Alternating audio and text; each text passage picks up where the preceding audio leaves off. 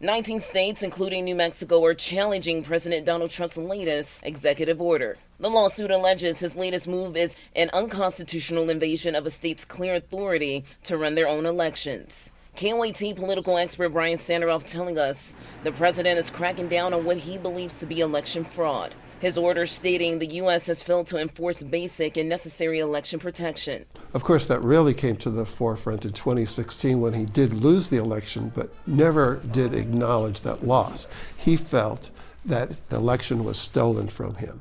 New requirements include documented proof of citizenship when registering to vote. The order also requires all mail ballots must be received by Election Day. But the other major impact of this executive order really wouldn't have an effect in New Mexico, because in New Mexico, ballots must be returned by 7 o'clock on Election Day.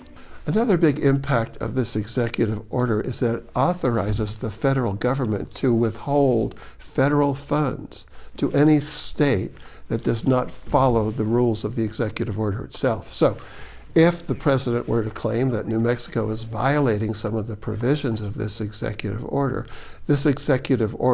authorizes the withholding of federal funds from the state of New Mexico. KOAT legal expert John Day telling us it is a complicated case.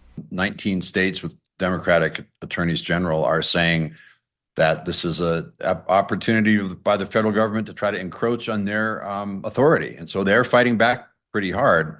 Ultimately, it may go up to the U.S. Supreme Court to make a decision, because it does involve more executive orders from the federal government versus the states who say they have the right to run their own elections. Faith Ibuanu, KOAT, Action 7 News. We reached out to the Republican Party of New Mexico. It says it supports President Trump's executive order to safeguard the integrity of our elections. Requiring proof of citizenship is common sense.